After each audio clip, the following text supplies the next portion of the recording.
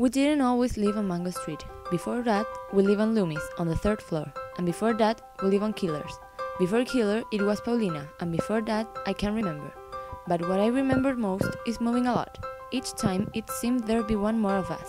By the time we got to Mango Street, we were 6. Mama, Papa, Carlos, Kiki, my sister Nenny, and me. The house on Mango Street is ours, and we don't have to pay rent to anybody, or share the yard with the people downstairs, or be careful not to make too much noise, and there isn't a landlord banging on the ceiling with a broom. But even so, it's not the house we thought we'd get. We had to leave the flat on Loomis quick. The water pipes broke, and the landlord wouldn't fix them, because the house was too old. We lived fast. We were using the washroom next door and carrying water over in empty milk gallons. That's why Mama and Papa looked for a house, and that's why we moved into the house on Mango Street, far away, on the other side of town.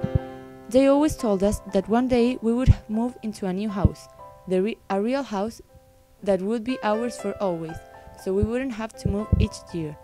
And their house would have running water and pipes at work, and inside it would have real stairs, not hallway stairs, but stairs inside, like the houses on TV. And we'd have a basement, and at least 3 washrooms, so when we took a bath, we wouldn't have to tell everybody. Our house would be white with trees surrounded, a great big yard, and grass growing without a fence. This was the house Papa talked about when he held a lottery ticket, and this was the house Mama dreamed up in the stories she told us before we went to bed. But the house on Mango Street is not the way they told it at all. It's small and red, with text strips in front of the windows so small you'd think they were holding their breath. Bricks are crumbling in places, and the front door is so swollen you have to push hard to get in.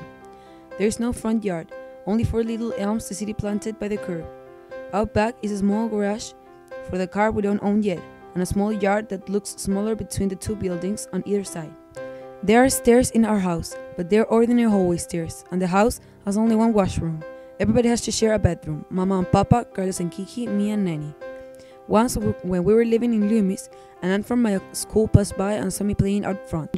The laundromat downstairs had been boarded up because it has been robbed 2 days before and the owner had painted on the wood. Yes, we're open, so as not to lose business. Where do you live? She asked. There, I said, pointing up the 3rd floor. You live there? There, I had to look where she pointed. The 3rd floor, the paint peeling, wooden bars Papa had nailed on the window so we wouldn't fall out. You live there?